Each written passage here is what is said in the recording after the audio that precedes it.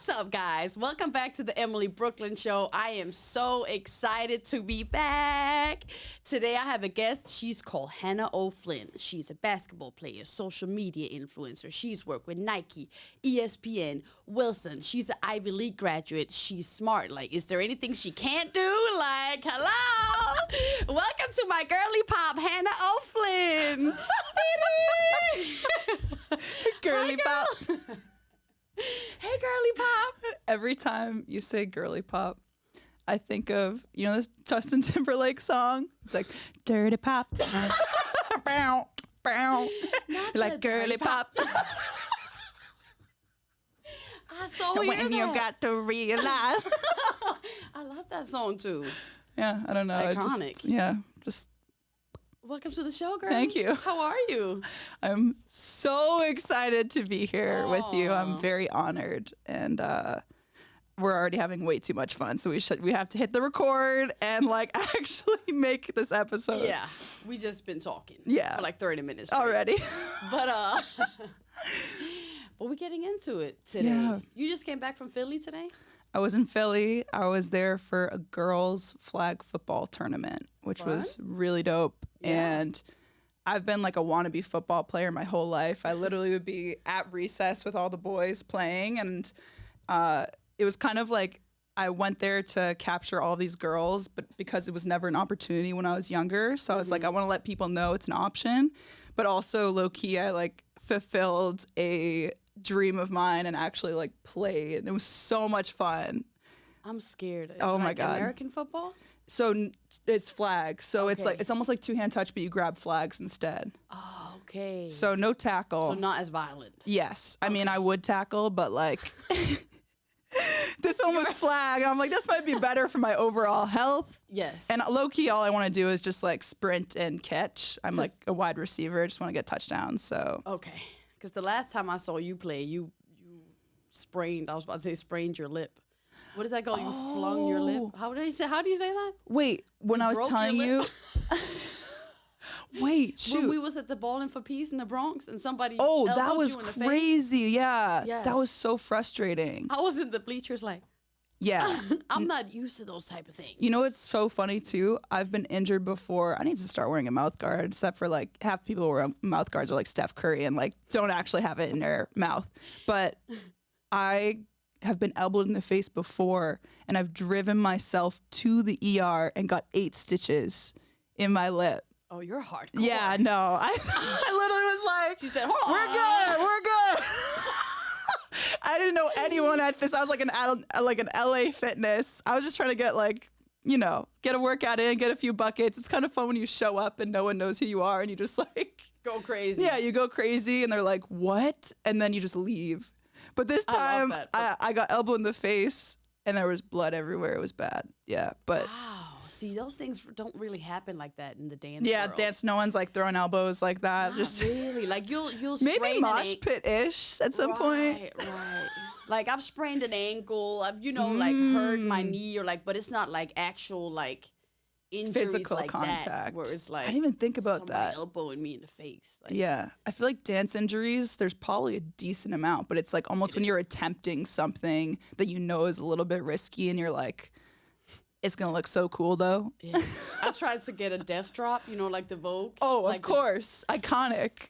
So I'm in rehearsal. Oh, no. And I did a musical. I'm one of the main cast members in the musical, and I'm at like the warm up practicing Vogue drops, and like I swear I did like 8, and one of the cast members looked over at me and he's like, Emily, please don't hurt yourself. And I'm like, of course not.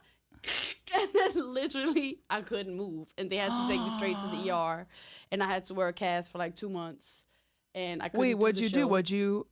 What the cast was on? What? I couldn't do the show. What'd you break? I sprained my ankle. Oh, your ankle. Bad. Like pulled the muscle, sprained it. Like it was like 3 or 4 injuries in one. Dang. And I never did the death drop again. I left it's it called there. death for a reason. I left you it didn't right think about there. that? And people like, you know, like it's probably the same with basketball. There's certain things that random people they know about, like the dunk or like, you know, like they know certain cool things. Yeah. In dancing, that's really, do you know how to do that The drop? death drop. Like, Yeah, everybody knows about that. It's like signature cool thing. And it's like, no. Yeah. And I'll never, Don't make me. I'll never try it again. Wow. Yeah. So it happens a lot, injuries. Yeah. And that really affects, like when your body is your business, like it affects your business. Everything, your I money, know. And then mental health. Now you're depressed because you can't make money, you can't work. Right. Yeah, you got to think of longevity when you're attempting everything too. Like I feel like I was a lot more aggressive as far as like driving to the hoop, and I'm trying to still get into that, but I've also had a few just simple injuries, thankfully. But yeah, same type of deal. Sometimes you're like, well, I could drive in, but there's this guy who's playing football is covering me, and it's probably risky, so I'm just gonna like cross over and do a jumper instead. You know what I mean? So you try not to let that distract you, but at the same time, I feel like sometimes you're doing your activities based on like your overall health. No. And I did not used to think about that. So, me neither. Yeah. I get that. Do you do anything like, well, I guess you do, but like what do you do on a daily basis for like your overall health, like body, mind, soul? Like do you have like a routine? Yeah, so I travel a lot, which makes it really hard to have a routine. Everyone's like, you're like the real life Carmen Sandiego. I'm like, literally. Every time I call you, she's like, I'm in here. I'm going to Paris. I'm like, girl, literally take like me with you. Rwanda, Paris, like everywhere. Philly. Yeah, it's just very random. But every single day, I always try to work out in some way, shape, or form. Whether it's like going on a run, doing a HIIT workout, playing basketball. I've like recently oddly gotten really into like yoga sculpt and like hot yoga just because I want to work on like stretching and overall like flexibility and strength. So pretty much I make sure I work out every single day, and that kind of helps me schedule my day. And I know it's really good right when you wake up to walk in the morning. So usually I'll just run because I love running. Yeah. And you don't get injuries from that? You don't have knees, hips, and you're not affected by running? I space it out. So I like cross training a lot. Like I'll run, but then I'll also like the next day I'll do something completely different. Because I think when you like overdo it, that's when you get shin splints. And when I was a D1 sprinter, that exact thing happened where you're like overworking the same muscle. You had to kind of like listen to your body and adjust. So I've gotten a lot better at that. So I pretty much just make sure I move every day. And that kind of helps me stay in routine. And then it's every day can be so different. Like I can be on a shoot and interviewing an athlete, or I can be at home after a long day and editing a bunch of projects, or like trying to plan a shoot coming up.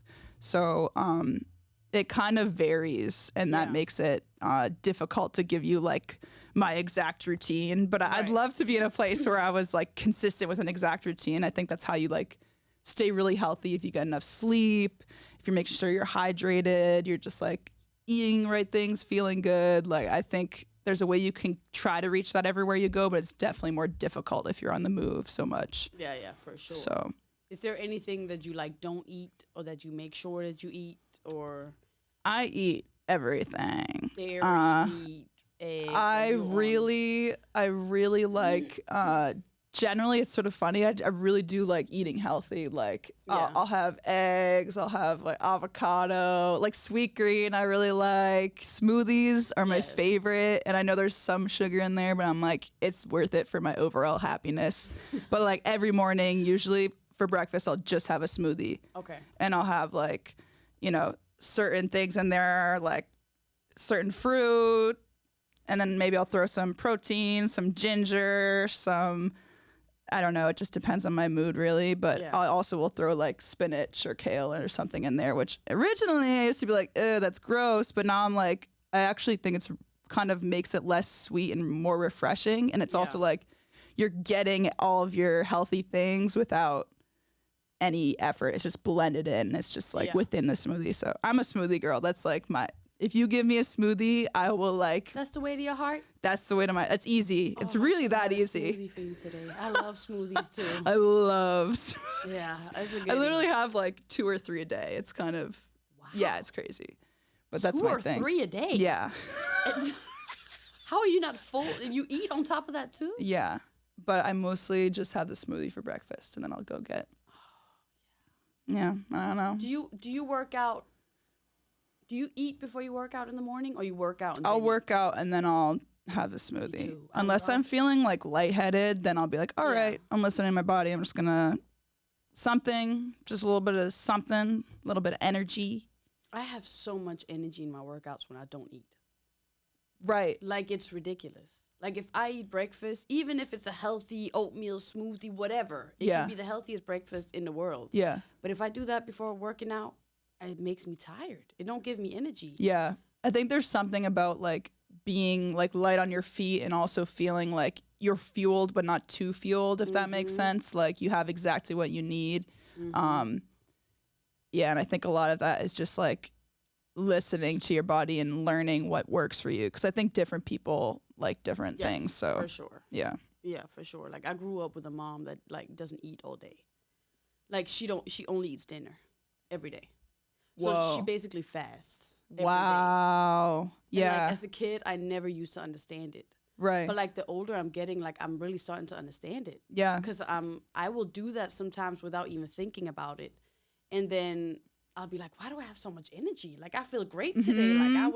Like the other day I went to the gym. I went to a pole class. I would make sure I got my 20,000 steps in. Like, I was on everything. And then at the end of the night, I was like, did I even eat today? Right. But it gives me a lot of energy when I don't eat. It's like when you have those back-to-back-to-back things too, you're kind of like on the go and you're not thinking about it. So you're just trying to grab something along the way. Yeah. And it's so funny you say that, because my friend Nico in Venice, I always give him, so much. I don't even know if I can swear in here. I give him a lot of shit because you can swear. I'm like, you're so LA. Like, everyone's in LA, they're getting their juice cleanse and they're only drinking their juice and whatever. But I'm like, he is always so energized. He's like a kid. And like, you can tell with his lifestyle, that's what he's doing, if that makes sense. He's like, oh, I'm on juice cleanse. I feel really good. He like goes to the beach. He like catches waves. We play basketball. Like, just like nonstop. Oh my God. It's like what almost humans were made for. Like, I feel like originally we were just like hunter-gatherer nomads, always moving. And I feel like we're confined to this like idea of like, you have to work on your job and like all this. And it's like, obviously you have to do these things, but at the same time, the original humans were outside moving all day and then fell asleep with the sun. Literally. So you can feel it when you're when you have a schedule that aligns with like what kind of we originally were doing. Yeah. You feel so good. No, so you do. And I saw something the other day that popped up. I don't know if it was on Instagram, TikTok. You know how stuff just pops up. Oh yeah, like, it knows you and you're like, shoot. I didn't know I needed this information, but I guess I did.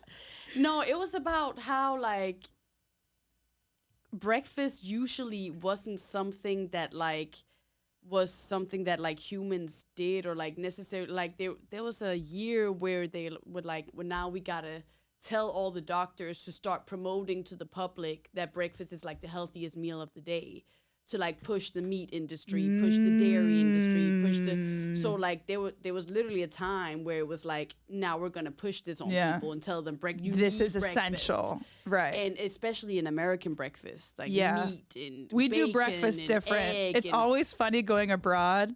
What? And I'm like, you eat an American breakfast, you go straight to sleep. Oh my gosh, you're done. I didn't realize that until I went abroad, and I was just like in Europe, and I was like, yeah, I'd love some breakfast. I'm imagining like eggs, bacon, all these things, and I'm just like, is this a croissant? Just a little yogurt and granola? Yeah. How am I supposed to survive? No, but it's true. In Europe, we eat so much lighter. Yeah. Like everybody I know that moves to the States, like, you have to watch the weight a little bit because the plates, even the the serving sizes here, like it's ridiculous. It is. Like when I used to come here as a kid, we would like have one plate and share it, like me and my mom. Right. Like, because it's like double the size, everything. Oh my god. But everything is double the size over here. Yeah, The we do it rats, big. We do. the cars, the buildings, the people. Everything is double the size of Europe. It's so Everything. true. Like, I'll never forget the first time I saw a rat in Central Park, and it was this long. Is that a dog? Or the raccoons. Like, it's a lot going on over here. It's a lot going on. Yo, you're not wrong. Yeah, America definitely does it big. Yeah. For better or for worse, I guess. For better, too, some things. Yeah. Yeah. Always extra. Yeah. I like that. I like extra. Yeah. That's why I left Europe. We are extra. So, speaking of, like, I feel like we should talk about, or like, just let the people know how we got introduced to each other. Yes. Because it's just like a cute, funny little story. It is. Do you want me to start? Yes. So, I'm on my run through Brooklyn, gallivanting, looking at the water and the view, the skyline of New York. Wow, I live here. I can't believe it. And then in the distance, I hear some beat, some music. I was like, oh, that's fire. Like, whatever that song is, like, I'm running that direction. So I do this a lot where I'll like go on like spontaneous adventure runs. Well, I just like running, but like it's more fun when you don't know where you're gonna go and you're just kind of like flowing, seeing the sights, seeing, you know, who knows what I'm gonna run into. God, where life takes me. Yes, who knows? And so get closer and closer and closer to the song. The sun is setting. And this is no joke, it was setting. I'm not making this up. It's a movie scene. You building the scene right now. Sun is setting. In the distance, there's a dance crew. And I'm like, oh, shoot, I got to go over there. And I get closer. And Emilie is in the middle of the dance circle going off.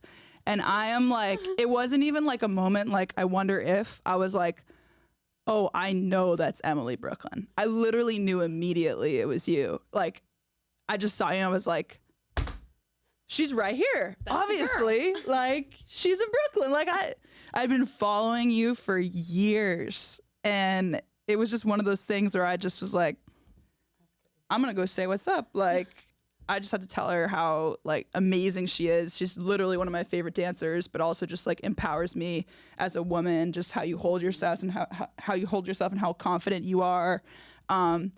Yeah. So I was like, I'm not one of those people who's like, oh no, I'm not gonna, like, if I have something to say, right, I'm gonna go talk to you. Yeah. Most of the time I don't have anything to say and I'm cool with that. And I'm like, you know what?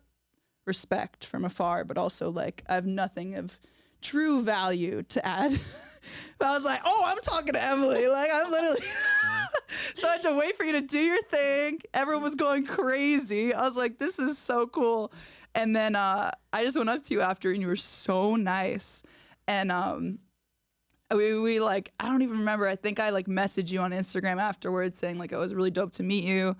And then you added me. And then at some point, like we were just like supporting each other.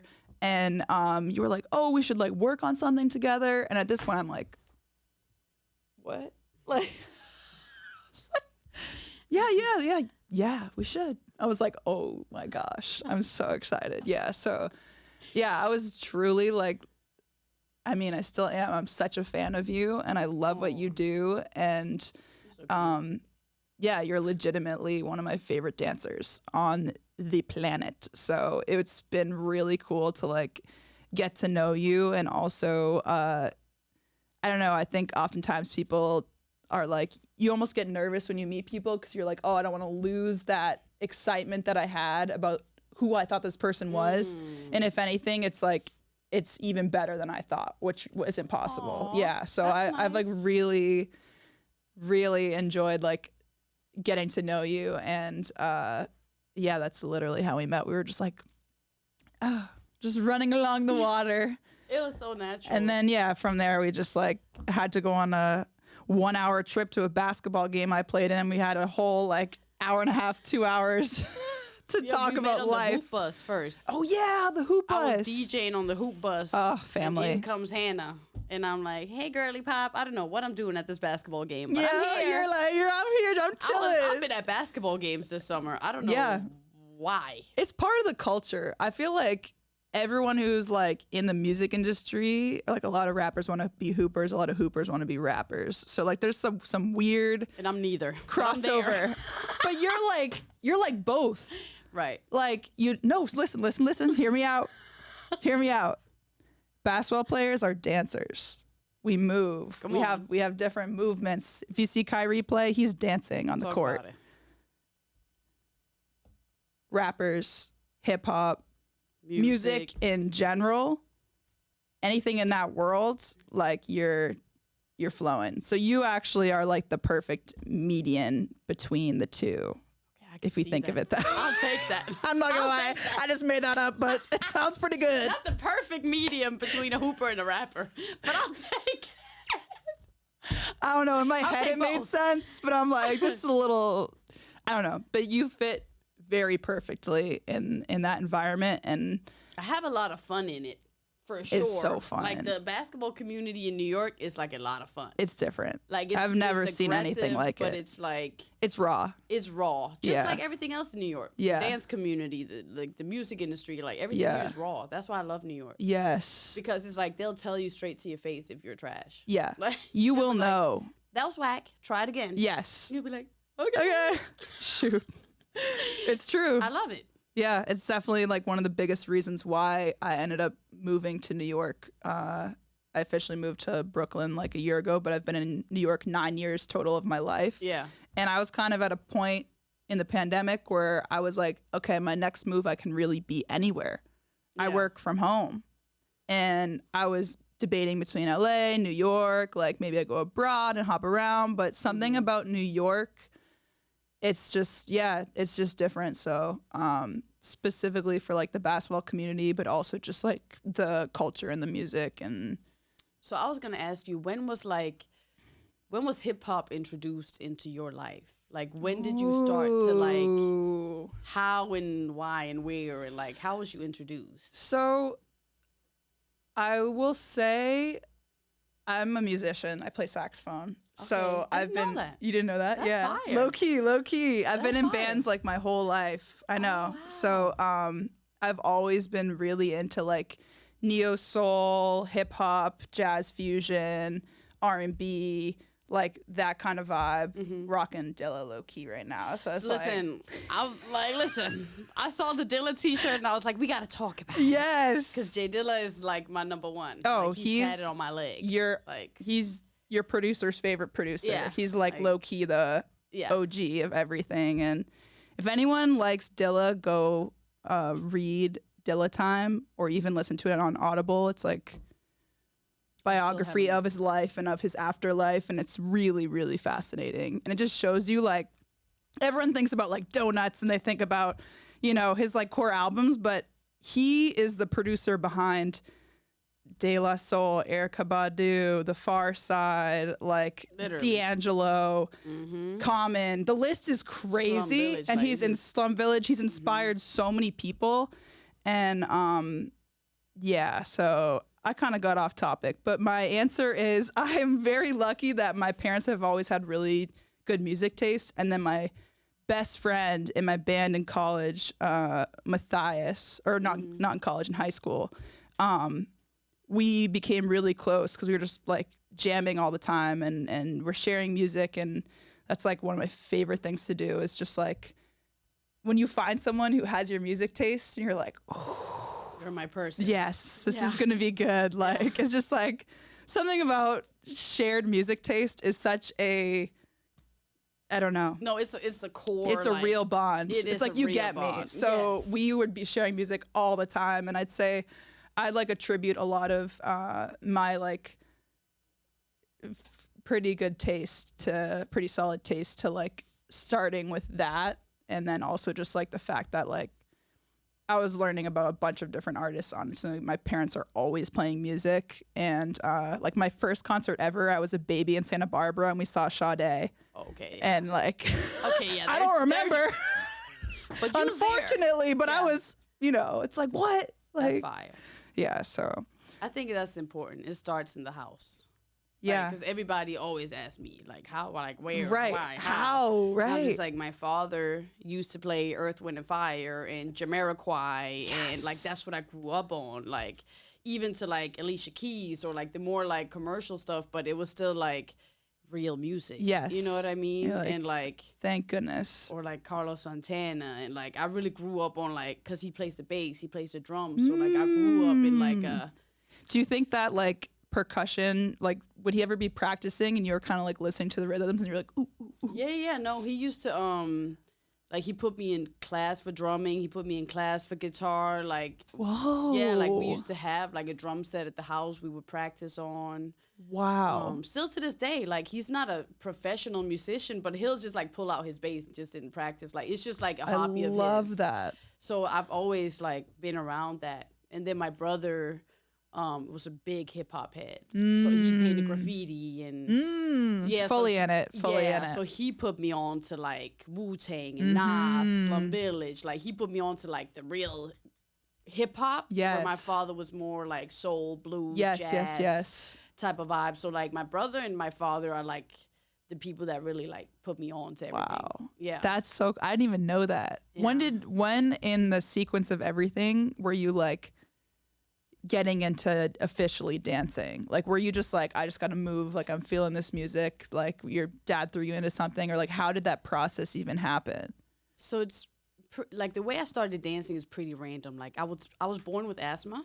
Really? Yeah. So my doctor told my mom, like, she should do something active, you know, like Smart. Build the lungs, build up the lungs. Exactly. Some type of basketball, football, whatever. And I'm 4 years old at this point.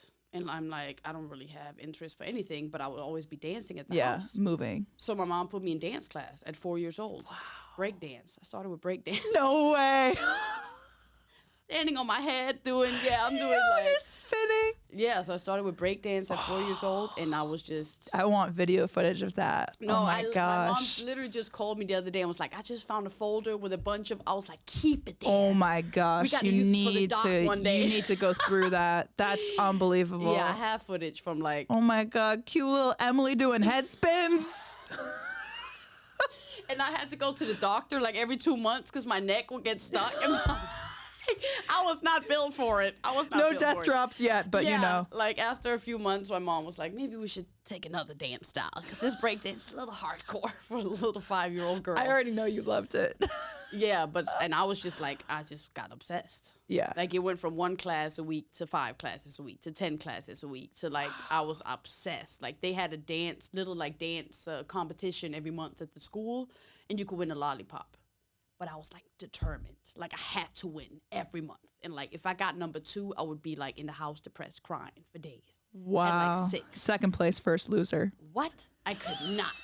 I would never forget one day my neighbor won the gold and I got silver. Oh. We're not talking. We're not cool. I'm 7 years Sore old. Sore loser. Dedicated to getting a lollipop. Like who cares? But I was lollipop, girly pop, it all. Listen, it's full circle. Wow. Yeah. That makes so much sense because you can tell when you move, it's in you. It's like You're just flowing. Like I feel like it's really like ingrained in your being. So that's pretty cool. Thank you. But that's why a lot of people like, I think when it comes to like the difference between being like a freestyle dancer or choreography dancer, like it's really different. Like the feeling, like, because people will always ask you when you're a dancer, what's your biggest dream? And they would want you to say like, go on tour with Beyonce. Or like, you know what I mean? Like the tour dancing stuff or like be in whoever's music video. And it's like, that was never my dream. Like I just wanted to dance. Yeah. You know what I mean? Like I just want to go. Like just I'd rather be Beyonce than stand wow, I behind Beyonce. love that. Like for real, like type of vibe. Like I never fit in as like a choreographer dancer. I never got chosen for auditions, but I always would get chosen when it was like a solo moment. Or when it was like, like it's so random, but in like a basketball mentality, it reminds me a little bit of The Professor, iconic street ball player. Okay. And he didn't even like play varsity. Like he literally was like, that's not my thing. He's really good at going one-on-one against people. So good that the entire world is obsessed with him. And they're like, crazy. You are so good at what you do. and you've kind of created your own lane. So, yeah, I don't know. I see that similarity, and that's really cool that you realized you didn't put yourself in a box of like what a dancer is. You've kind of created like, this is genuinely what I want to do, so that's what I'm doing. Yeah, and it's like I find myself being in this position like when I was a kid, like Honey was my favorite movie. Like I Honey? wanted to be Honey. Like I wanted to be Honey. I wanted to be Honey. And like now like you said, like creating your own lane, like coming from Europe and being like the only like blonde white hip hop dancer that's at all these like rappers music videos, and they're not calling me to be in the choreography. They're just calling me because like we just want you to come and do your thing. Yeah. And Feature. like the biggest rappers in Brooklyn and New York. And like that was a moment where I was like, okay, like nobody really did this before. No. Like if I'm being honest. Yeah. Like, so it was like, yeah, it was kind of creating a new lane, but also like that, like that's fun, but what's next? You know what I mean? Like I love doing music videos, but like I want to do my own music videos. You know, like to your own music. To my own music, yeah. So it's like it's been like everything is stepping stones. Yeah, like you got to start somewhere and build slowly, and like, yeah. Do you ever catch yourself being like, I don't know, even like struggling to stop? And I feel like you're good at pausing and reflecting, but I think like oftentimes, sometimes I'll get so caught up in what I'm doing and what's next that I don't be like, I don't take a moment to appreciate how far I've come. And I've gotten a lot better at that recently, but I definitely will have moments where I'm just like, okay, I did this, what's next? Like I have an endless to-do list and I always feel like I'm drowning in it. And I think it's like so important to also just like give yourself your flowers and look at yourself like 5 years ago and imagine where they were at and be like, whoa, like if Hannah, you know, when I was in school saw Hannah like was a producer at ESPN, the NBA, I wouldn't have believed you. Yeah. So it's just, I think, I don't know, do you ever have moments where you just like step back and you're like, whoa, or like are you just mostly like kind of, I feel like you're locked in most of the time? Yeah, but I had to get better at that. Yeah. Because I had to realize like I'm losing a lot of moments by just being like, what's next? Like I will literally reach a goal and be like, all right, that's cool, what's next? And like sometimes I had to sit back and be like, Emilie, this is stuff you've been working for 10, 15, 20. Like I've been dancing since I was 4. Like we're closing in on like many years. Yeah. You know what I mean? Like you've been working for this moment, or like when I did the P. Diddy video, that was like a real moment for me because the choreographer was the woman that was in the Honey movie.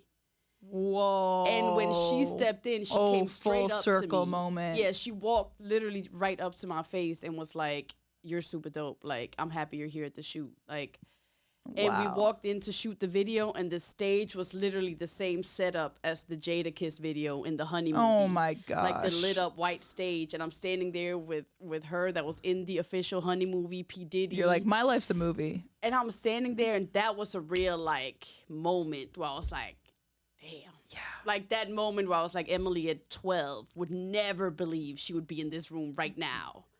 That I would get an email from P. Diddy's team that was like, we want you. You know what I mean? Like, so it's that's so I feel like when I have those full circle moments, I can feel it in my body. I can't even ignore it. I'm just like, whoa, I'm really here. Yeah. But the other day I had to really sit down and be like, Emilie, like when you first moved to New York, you used to like rent rooms and scramble, and now you have your own apartment. Like, you know, like it's little stuff like that. Like God, like I'm big on God, and like He loves the grateful. Like if you're grateful for what you have, He'll give you more. So sometimes I really just sit down and like write lists. I'm grateful I ate today. I'm grateful I have a roof. I'm grateful. I love that perspective so much. Because like we get lost. Yeah, and like really you said, do. the goal things, we get lost in the things too that we have around us. We take it for granted. Our health. Yeah. I could get sick tomorrow, and I'll be in the hospital just praying to get healthy. Yeah. You know, so it's like for me, gratefulness is also about like the teeny tiny things. So that, I feel like my son is healthy, or you know. I feel like we focus a lot on what we don't have instead of being grateful for what we do. And so I think sometimes if you like flip the switch and be like, oh, like I wish like I'd be a little bit better if I had this one thing figured out. But instead you can be like, I'm working towards that and I'm aware of that and that's good. But also like, but look also, what's already happening. Yes, and also I'm not going to wait to be happy till that happens. No, absolutely not. I feel like that's the mistake a lot of people do it that I used to do myself so too. Many people. You know, it's like when I reach this, I'll be happy.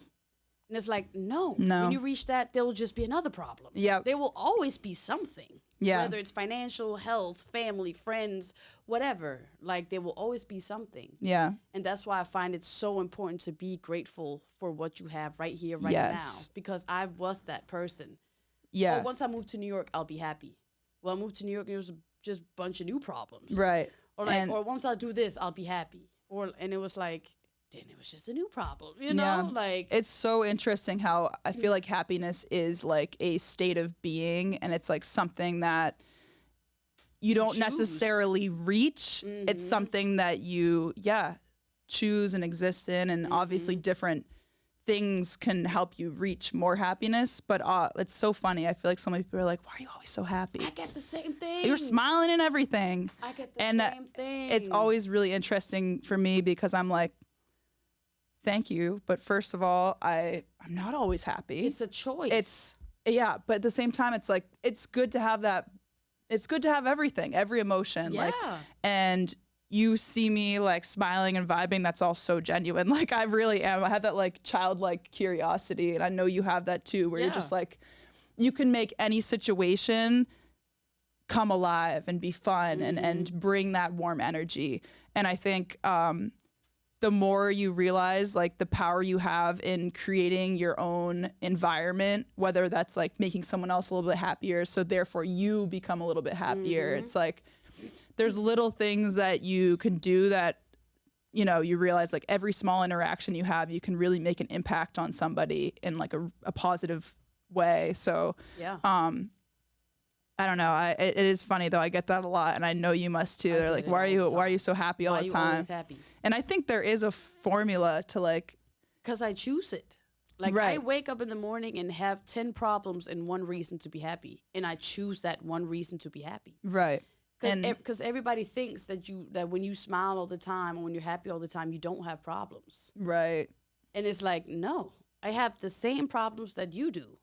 I maybe even have more or less or whatever. Like I'm not comparing you problems. Never know, But just like you may have no idea what I'm going through, but I'm just not gonna show you because I choose not to live in that. Yeah. I've been surrounded by so many people that chose to live in that. Choose to live in negativity. Sulk in it. Yeah. Choose to live in like the, how do you call it? Like the victim mindset of like the world is against me and nobody likes me. Like if you live in that mindset, that will become your reality. 100%. And also, I feel like I think certain things that you do for yourself also help you reach that point too. So like day-to-day interactions, but also like I tell a lot of kids who are graduating from college, find those things that you really like and don't stop doing them. Yeah, nurture it. If you don't make money in it, that's okay. Like there's this idea that if I'm not fiscally benefiting from this, what's the point? Yes. But if the point is it makes you happy, that's more than enough. You should chase that, and you should make time for that. Even if it's 15, 20 minutes a day, make sure you put time into that for you, and it changes everything. It does. So I think it also is important though to like be, which we also both do, and you definitely do, is like be real for where you're at too. Like I think a lot of social media can be, you know, happy all the time. And I think the people that I gravitate towards are the ones that like, you're not always smiling. Right. Like you keep it real. Like I had a moment on Instagram stories a few months ago where I was just like, I'm overwhelmed. I was like, I had like just cried, and I was like, I need to pause for myself. Like I was just getting hit up for favors from a bunch of different people, and I really like helping people a lot. It's something that like, you know, feeds my soul, but at the same time it was almost just too much. And it was a whole close friends and people I really think should deserve to be where I want to help them get to, but it was just like, I'm on low energy, right? Like I need time for myself and what I'm doing. So I think being honest within your sadness, within your happiness, within however you're feeling is also important. So like, as much as we say like, you choose to be happy, some days are tough, and feel all of it. Yeah. Feel all of it, you know? And so I think there's like a happy medium between making sure you create your own happiness and you reflect on where you're at and you vocalize it and you share it and you make sure that you're taking care of you. No, for sure. But yeah, at the end of the day. No, but I can relate because I had a moment like that where I was not happy in my private life. Yeah. But I was like, but I have to smile in my videos because that's what people want. That's what people always comment. Your smile, your smile, your smile. So I felt so pressured to like smile in every video. But I was like, but I don't feel like smiling. Like I'm not happy. Whoa. And then I just started doing the videos to where I was not smiling. Yeah. And I will get comments. Oh, why are you not smiling in this one? Oh, I missed your smile, whatever. But I'm like, but that's authentically how I feel. And you know what? I think sometimes like the dark moments is sometimes what takes like, I think a lot of artists when they're going through a tough time, like a breakup, I'm like, damn, this is the best music ever. You know, it's like, because it's real. I don't want you to struggle, but you feel something. So you don't have to smile in every video, you know, you can go through different emotions. You can be sad in a video. You can, you know, like I think especially dance, that's the beauty of it, right? It's like you can express every emotion. So that's like really interesting to kind of like tackle and think about. Yeah, but I had to get to that point because nobody was telling me that it was okay. You know what I mean? Yeah, everybody like, around me was pushing that like happy. Your smile is your brand. Right, that's what they're used to.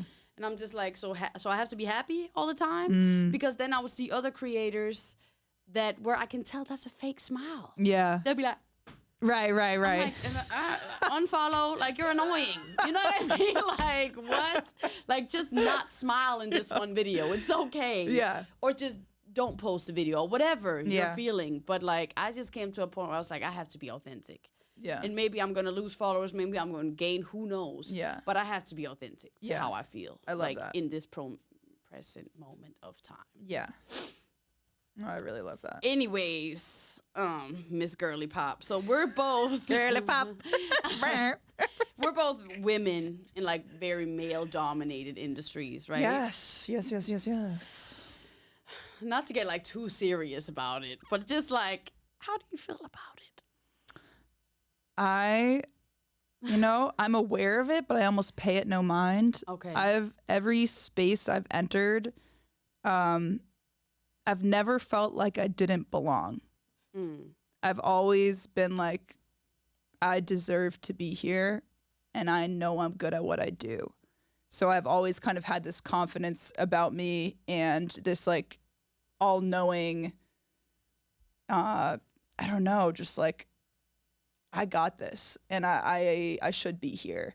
And yeah, ever since I was little, like I've mostly been in a lot of male-dominated spaces. Like I was telling you, I played flag football at reset or two-hand touch football. I was almost always the only girl. Sometimes one of my friends would join me, but like pretty much always.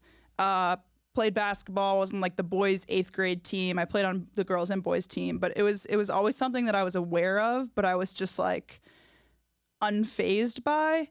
And then through almost my entire career, I've always been in male-dominated spaces. Sports is just like... Yeah. Yeah. It is, yeah. And it's always just been something where you do notice and you do feel that pressure that you're almost representing for all women, right? Which is a sort of ridiculous bar to set for yourself. But legitimately, I'll go play pickup.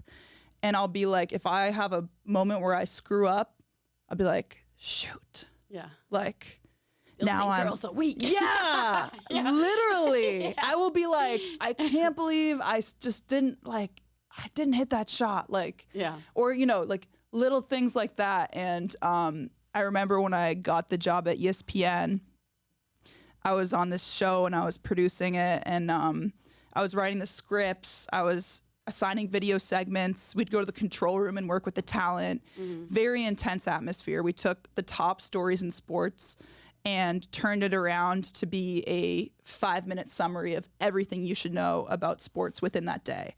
Okay, wow. And I remember going into the room of the higher ups within our show. There was like a few leads and I was one of them. And it was me and like 5 men. And almost all of them were older than me. Yeah. And I just remember having that moment where I was like,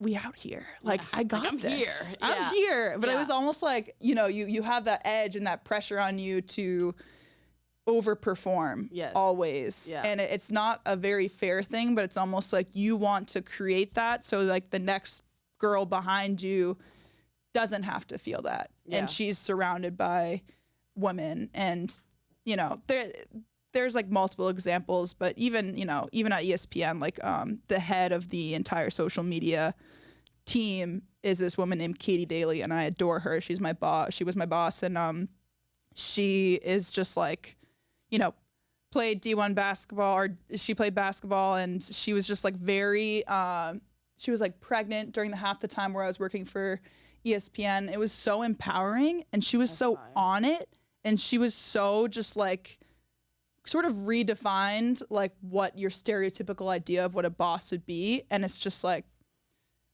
there are examples of that everywhere now, and women are really taking over industries that used to be super male dominated. So I think it's becoming like very, very familiar and more comfortable. And I think like generally, like, I don't know, I always tell my friends like the past few years, like women are trending low key. Like everyone's like, oh, it's like cool to follow the WNBA now. And like, there's like all these things that like a few years, like people are here for it. Yeah. And they understand how important it is and how important it is to see yourself in those spaces. Today's episode is sponsored by Swig, an all-natural vitamin and energy booster. It has B12 vitamin. It has electrolytes that keeps you hydrated throughout the day. B12 vitamins make sure that your hair, skin, nails stay strong. It even helps depression. There's no caffeine. There's no sugar. The price is low, which we all like that, right? So head on over to Swig. Thank you so much for sponsoring today's episode. And I'm happy to be giving you guys a product that's natural, that's healthy, and that can help you throughout the day. Speaking of being a woman in the industry, and like, you know, how do you feel about dating like in the like basketball? Like is that like... No, because like I'll be honest, like I've dated a lot of dancers, and I'm just at the point now where it's like I'm good on that. You know what I mean? You're like, pass. Like Been there. hard pass, Immediately red no. flag. I feel like I usually try to keep my world separate, if that makes sense. Like when I'm in it, in like this whole time, pretty much most of my career, I've been working at the NBA or ESPN. So for me, I'm like, when I'm working, I'm in that zone. You're really good at broing guys. I'm a queen friend zoner. Like I'm good at heavy on it. broing. Most of the time, people don't even know if I'm interested in them because I'm like, no, I've seen it in action. I'm like, this girl knows how to friend zone. That's my problem. I'm too friendly sometimes. Like, sometimes I can literally just try and be cool with somebody, but they think I'm flirting. I do that too. I think it's just because we're both naturally very, like, kind to everyone. And we smile a lot. Yeah. But I think I've gotten a little bit better about just being, like, zero BS. Like, yeah, no, I can tell. Yeah. Or, like, if I'll ask you about... not mentioning any names, but, like, if I'll ask you about somebody, be like, yeah, I told him straight up I'm not interested. I'm just like, yes, girl. Yeah. In my romantic life, the more honest you are with yourself, but also with whoever you might be interested in, the better.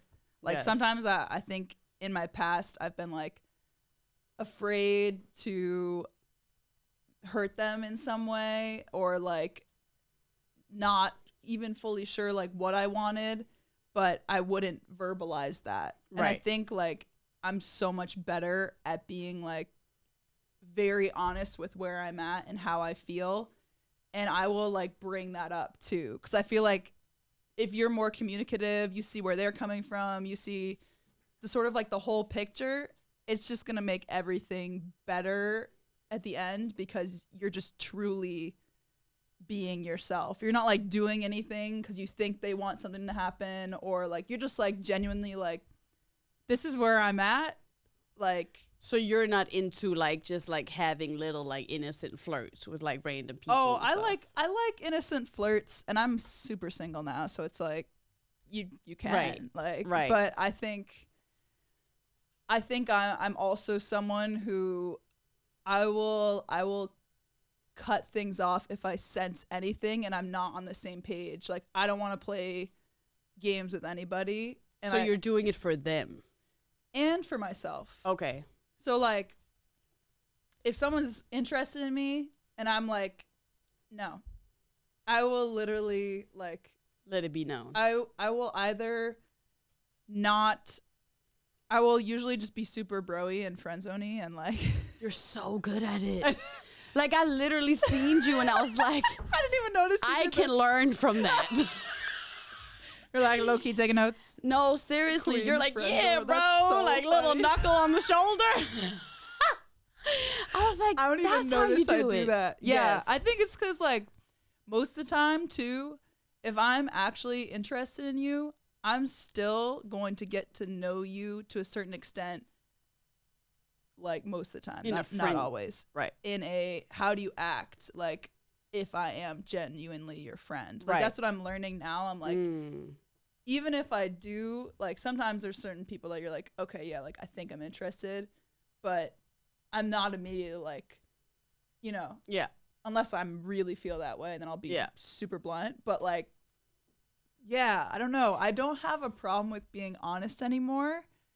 And I think when I'm my younger self often would like not bring certain things up, or would just like leave certain things where, you know, like at the end of like, I want to say at an end of like a situationship or a relationship where you're just like, there's certain things, like someone that you might be interested in, you're kind of like, and either it's something doesn't work out or things change and it's almost like not addressed and you just move on and float along. Mm-hmm. Like, I kind of like making sure that we're on the same page about things. And I think like oftentimes there's a lot of like ghosting and there's a lot of like things that are happening in the dating world that people just feel like misunderstood. And I find, I don't know, maybe it's just because it makes me feel good to know that we're on the same page or that they feel good about it. It just brings me like a sense of like, I didn't do them any wrong, and I feel like at peace with the situation. But I am good at friend zoning this. You are. It's a special skill. No, it is, because I feel like a lot of females, I can't speak, but I can speak for like myself and all the women that I know. It's like a very common thing that it's hard to like be honest and like set certain boundaries. It's really hard because we're not raised to do that as women. We're raised to like be the pleaser or be the like, I don't want to say too much because then I might seem harsh or like a diva or bossy or whatever. Like we want to try and be nice to everybody and think about everyone's emotions. But it's like at a certain point you got to come to like, but what do I want? And what's important for me? And if this person is genuinely interested in me and I'm not interested back, I have to let them know. And it doesn't have to be in a mean way. No. That's the thing with boundaries. There's a way you can reach a conclusion without it being a negative thing. And I think oftentimes people, like, I always had trouble, like, in a past relationship I was in, I avoided conflict. Like, I really didn't enjoy talking about things, and to a point that I was like, oh, I know I'm gonna cry, I don't want to, like, I just, you know it's coming. And I've found once you see it as a way of constructively breaking something down and looking at something and seeing, you know what, we have two different perspectives, let's address that from the top. How do we conquer this? Like, or do we? And if you can't, then that's okay. Right. But I think like a lot of people have trouble with conflict, and dealing with it in like a calm and mature way. And I think that's something that like generally a lot of people can kind of like learn from and work on. I agree. Do you feel like it's a big difference between dating in like New York or in Europe, or like do you see a difference with the men? Or like in the 5 boroughs of New York? 5 boroughs. Is it like who like if you had to rank the 5 boroughs of men in New York, who's at the top and who's at the bottom? 5 boroughs. What is even the 5 boroughs? It's Bronx? Staten Island, Queens, the Bronx, Manhattan, Brooklyn. Staten Island? I know nothing about it. I don't either, but that's why it's down there. But then it might be good. Hidden gems. Hidden gems. Where you at, Staten Island? Where you at? Who do we know from Staten Island? No, nothing. No one. No one? I'm like... The Wu-Tang? They're not from Staten Island. Oh, you know the Wu-Tang? I thought you meant like personal people in your life. Personal. I don't really know. I don't have any really. This is a good question. Ooh. Okay, so Staten Island goes to the straight bottom just because we don't know anyone. This is going to be a very personal review. Right. Like Absolutely. it's fully, I don't know anyone from Staten Island, so I almost feel like I can't judge it. Yeah. You know, Staten Island, no offense to you, but we just don't know you. Yeah, we love you. You're like, we love you, you know? But we just haven't explored it. just let us know. Yeah. Okay, I'm in Brooklyn. Where I'm at in life right now, I feel like Manhattan is a little too crazy for me. And I love being in Brooklyn. I love going out in Brooklyn. Yes. Certain areas of Manhattan I really love too. I used to live in Harlem and Washington Heights as well. But I've found like overall vibe of people and just like where I'm currently at in life, Brooklyn for me. It's number 1. Yeah. I agree. I agree to that statement. I feel like Brooklyn has crazy, but I feel like Brooklyn has level-headed people a little bit. Yeah. More. I think, I don't know. It's hard to really generalize an entire population. It is, but it's real. Like Uptown, bottom of the list. You said this to me before. What happened to you? A lot. She said, "Don't go to Harlem." I love everybody, but like I steer clear from Uptown. Oh my gosh! When it comes to dating, that's so funny. Yeah, I lived in Harlem and Washington Heights for so long, but you know, Did you date anyone in Harlem? Yes. That was born and raised in Harlem? No, not born and raised. That's the kicker. Ooh. That's the difference. It's the born and raised part. Because it don't count if you were raised in Queens and moved to Harlem. Oh, so we're not just talking about like right now where they're at. We're talking about like you were created you grew up in this space. Where were you formed as a human? Wow, that's tricky. Because I live in Brooklyn, but I don't move as a person that was born and raised in Brooklyn. Yeah, I move as a European that moved to Brooklyn. You know? And you do too. Yeah. I grew up a lot of my life in Manhattan, but yeah, not the majority of it. Yeah. And so I don't know. I feel like my opinion is very biased, but I think probably Brooklyn, Manhattan for me. Yeah. Top 2. Yeah. Sounds about right. But to be honest, your girl hasn't really explored all of the boroughs. I really haven't put myself out there in general, so I gotta work on that a little bit. Let's go to the Bronx. Hey, you're in for a treat. No. Listen, I feel like I've played basketball everywhere, so I've met so many people from these spaces. But I don't know, man. I feel like I don't really put myself out there that much unless I really think it's worth it. So I don't either. I haven't delved into a lot of these yeah boroughs just because generally I haven't given myself enough time beyond stuff that I'm really into and what I'm really passionate about to put time into meeting a significant other, or like my past few years have been completely Hannah focused. Yeah, that's and nice. It's been amazing for me. I love that. The majority of my life I've been sort of just focused on me, and I don't know. I unless someone is enhancing the situation that I already have going on, it's not worth it. I feel like everyone's like, oh, find someone who compliments you, and you're almost taught by society to feel empty until you find your person. Mm-hmm. But for me, I think you should be fully whole on your own and find someone who compliments you, not completes you. Yes. And you know, I think the first time I experienced a breakup, I felt that rip of being like, oh, I feel a little empty now. It's just you relearning who you are and you kind of exploring that, like, who am I, and that this is what it's like to be back on my own. This is, oh my gosh, you kind of lose yourself in it sometimes. And I think it's really important for you to be good on your own.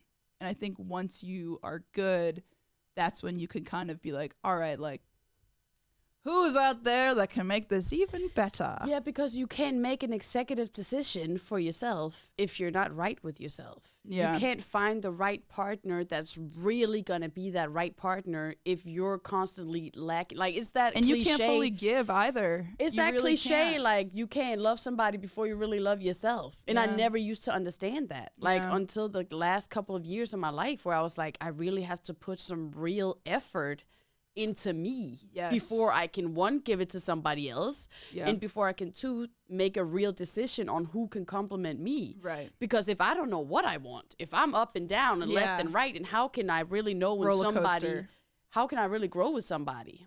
Exactly. But it takes time to like get to that place of being like, because you have to also be okay being alone before you can be okay setting boundaries for people.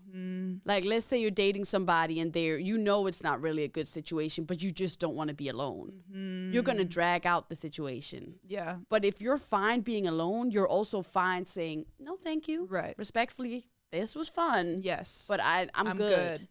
Yeah. Like, I'd rather want peace than drama or whatever it is, right? And I would say to people who are in a situation where you do feel like you need some type of like person or that feeling, I've found like put that into your core day one people or people who like you really, really love. Because I think there's different levels of love with everything. Yes. And I think you kind of forget how awesome your close friends are. And if you put yourself in a place where you're like, oh, like I just went through this breakup, I feel so like, the best thing for me was to go back to my like favorite people, whether it was like FaceTiming my friend or just like going back home, going to whatever your roots are, like doing the things that you really, really love doing that your significant other didn't necessarily like as much or you weren't doing as much. So I think it's just like really leaning into like that childlike curiosity and like the rediscovery of yourself. And like, I don't know, it's just like at the end of the day, this is like something I've really realized too with achieving goals or doing things that I've really always wanted to. You're alone a lot. And while no one will really want what you want as much as you do, and no one will understand it as much as you do. And so you really have to have moments where you're like, I'm doing this, it's really late, I have to finish this is for me, like, or like, this is something I've always really wanted, and like other people will say certain things, but like, I know this is what I'm meant to do, this is what I really want to work on. And there's, like, it's a lonely pursuit, like following your dreams and also just like being your own person, but it's like the most rewarding, beautiful, pure thing there is. And I think as long as you're like honest with yourself and you also, just are like sure of what you want or just like listening to what you want, it's like you can't really go wrong in that situation. But you know what? Your girl also has to put herself out there a little bit more. We got to get you on Hinge or Tinder or whatever. But I just like, that's not really the vibe no more. Is it dating apps? I mean, shoot, I'm on Hinge. Are you? I'm not on there like that though. I'm not gonna lie. But you have it. I have the profile. Okay. But this is my problem. See, I get so into projects I'm doing that I almost see it as like a distraction. Right. So I'm like, I really want to finish this by this time. And then it's like late at night and I'm like, I'm on Hinge right now. Like, what? So I'll have it, but I won't actually use it, interact for real. and meet people because I feel like I'm not ready, if that makes sense. Yeah. But you know what? I need to put myself out there. I just had this conversation yesterday with a dear friend of mine. Ooh. And we were just talking about like being in this space where you feel like I need to be whole to be able to meet somebody, or I need to be healed. I need to be ready. I need to be, and I was like, sometimes you just got to go for it too, though. No, that's the thing, because you won't know until you put yourself out there. Yeah. I said, I compared it to like having like anxiety or like being scared of flying. You can walk around on the ground all day and say, well, that fear is over. I'm fine. I don't have anxiety about flying. Yeah. But you won't really know until you sit on that flight. Yeah. If that anxiety is really over. And I use that like with everything. It's like, it's so easy to sit back and be like, oh, I'm happy being single. Like, I would be great in a relationship. I'm healed. I'm ready. But you won't know until you actually get feelings for somebody. And then you'll start realizing, oh, what did I heal, or what still needs healing, or what can I work on? Because any person you're going to meet is going to challenge something in you. And if it's the right person, you don't have to necessarily, like, you have to be whole in the fact that you're like good with yourself, but you can grow together. Exactly. So if you find that person, you can still. Yeah, there's still some type of healing to do with no matter who you meet. Yeah. Or you might be their healing. Yeah. You know? Yeah. And then you have to be in that position of like, oh, okay, now they're looking to me as somebody that can heal something in them. Right. Do I want to be that person? Right. Because that takes a lot too. Exactly. Yeah, it takes. Everything comes with something. Yeah, you're right. Like, how much of something is worth it is the question. Right. My thing is like, have your non-negotiables. Yeah. Know your values. Have your list that's like, this is a no-go. Yeah. Red flag. Right. Everything else is up for discussion. Do you have anything that's like a red flag to you? Like immediately no? Yes. Substance abuse. Any type of abuse of anything. Oh, yeah. Alcohol, drugs, money, food, women, like any type of abuse is an immediately no-go. I was thinking more like, oh, you up? WID. I'm like, immediately what you doing? Depends on the person. I'm very to the point. WID. Like, I'm very, like, I'm the type of girl, like, you get 3 what you doings, and then I said, when are you taking me out? Get 3. 3 strikes and you're out. Like, I'm to the point. I don't have time to waste. Yeah. Like, because I put myself out there, but I don't have time to waste. Right. So that's my thing. Like, I'm like, let's get to the point. Do you want to date me, or do you just want to have somebody to write when you're bored? Yep. Or let me know straight away what category. That communication. We're on the same page with that. It's everything. You just got to be blunt. No, it's everything. And again, you don't have to be mean or scary or crazy, or you can just like, if somebody's texting me all day, hey, what you doing? Hey, how you doing? I'll be like, what are we doing? You're like, what did you eat today? What are we eating today? Are you cooking? Because that's a green flag right there. Literally, let's get to it. Because that will show where we're going. Because it will so quickly show you the intentions. Yeah. Oh, yeah, but I was just like, then all the excuses comes. Then you're like, cool, block, next. You know what I mean? Like, you can just keep it very simple. It's very simple. And then if they do make the effort to take you out or whatever, we'll take it from there. Yeah. But the initial, like, what you doing, you up, like, you're done. No. You text me after 10 p.m., you're done. Yeah. You text me too early in the morning, you're done. Too early? 6 a.m., Grand Rising Queen. That's a red flag. Grand Rising. Don't ever write Grand Rising Queen. You're done. It's written. You're done. Grand Rising Queen. You've never heard that before? What? I don't get those 6 a.m. texts, apparently. I get those. Damn. Oh, no. Let me not. I'm speaking generally now. No, but yeah, Grand Rising is immediately red flag. Immediately no. Immediately. I made a list at some point. You're done. Yo, wait. You made a list of immediately no's? Yeah, let me see if I... Oh my God, please pull them out. Because I'm sure we'll probably agree on those. I feel like they're all probably pretty dumb, actually.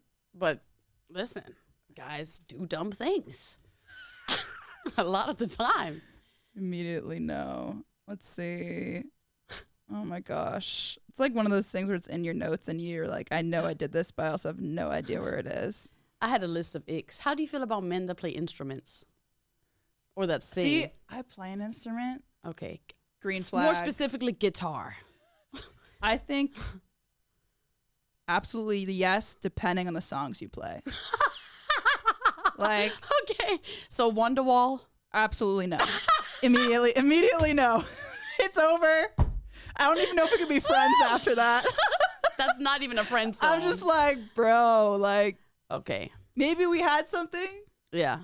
Immediately, no. Like, Okay. no, absolutely Okay. not. What But about singing? generally, oh my gosh, generally, I think anyone who's a musician, singing, I find it all attractive. I Okay. think it's you're really into it and passionate, and you're working on something. Yeah. And whether it's like a professional musician or someone who's just doing it because they really love it, like, I really like that. Yeah. So I'd say musician, green flag, Wonderwall, super, super, super dark red. Almost. Yeah. I can agree with like people being passionate about stuff, but I have a hard time with male singers. I do. What? It has to generally. All men. You have Who to make- sing? Generally, it's a problem for me. What? I love listening to it, but dating somebody that sings, You just are like, you're immediately going to have some type of ego or diva in you. Is that what's I going don't on here? know if it's a little like feminine to me or something. I don't know what it is. Oh, I kind of like when men have like a little bit of feminine energy. It gives me like, I feel like it makes, like, I don't know, like if someone has like bracelets or like something about their look, I'm like, you are very confident in who you are. Like, you're not. That's fine. I painted Yeah. nails. We can go crazy. Yeah, like Like- painted nails. I actually think that's a green flag. I'm like, that's cool because you're confident in your whatever you want to Right. define yourself. But That's more one of those things I don't really It depends. care. It depends. You know what I mean? Yeah, it's right. fine. If not, it's fine if. Like, Right. that's not like, I'm all right Right. with it. yeah. But it's not like you have painted nails. Let's get it. Like, it's not that. no. It's not that, but I like it. I like it. I think it can be cute. Yeah. It can. But generally, I'm not a fan of feminine men. No, not for me. I'm a fan of them in general, but not for me. I'm cracking up. But I'm it's like, a problem because, like, I like alphas, but then they're right. also a little crazy. See, if anyone's a little too like have to be extra broy, like frat boy. Yes. Ooh. Oh, frat boys is immediately red flag for me. No, I'm no, sorry, no, I no. can't do Don't it. try to like truly be yourself. Don't try and impress anyone or try to like come off any kind of way. I like- hate that shit. That Yeah. like fake tough guy, masculine stuff. Get the fuck out of Yeah, here. I that's- hate it. Yeah. You got to be confident in your masculinity, and I have to feel like when I'm next to you, I would be protected if some shit were to go down. Yeah. That's how I have to feel next to my man. I have to feel like super protected. I feel like I can beat them up for myself. Like, I'm good. I don't have to feel like, I just have to feel like, But you can't walk down the street with a guy where, let's say you get in a fight and he's like, I'm calling the cops. Like, no. and then you there beating ass by, like, no, I need a man that's not gonna, yeah. Don't worry, I got this. Yeah, no, Superwoman. Like, no, I need a man that's gonna, like, Yeah. I'm over No, here no, looking no. cute. You do the dirty work. Even if it's for me. Yeah, I'm that type of girl. Yeah. No, I get it. Yeah. I feel like I have a little bit of that in me as well. Yeah. But I feel like I also am like, I got me. You know what I mean? Right. Yeah, I like to feel protected. If there's any type of fight situation, I'm just gonna sprint because I know I'm faster than most people. So I'm good. Not the Whoever's immediate with me sprint. might be screwed, but Yeah, that's true. yeah, as long as they're slower, then I'm fine. Yeah. No, exactly. Girl, We out. You're so much fun. I had so much fun having you here. Thank you for You're coming. the best. That was And amazing. yeah, this was the first. We could have kept going. We could have For kept going for hours. hours, but I have to go get my son. We Oh gotta my wrap this God, one up. Max. My little Maxie Pie. But I'm so happy, Hannah, that you were my first guest. Thank you guys for tuning in. We had so much fun. Subscribe, like, comment, share with your friends, share with your family. I'm Emilie Brooklyn everywhere. Instagram, TikTok, YouTube. What are you, Hannah? Let us know. I am Hannah O'Flynn. Last name very Irish. My handle is OFLYNNSTONE. So it's O'Flynstone. Kind of like the Flintstones, but it's spelled weird. So cute. Different. I don't know. Hannah O'Flynn. Hannah O'Flynn. O'Flynn again. Well, thank you guys. See you next time. Bye. See you.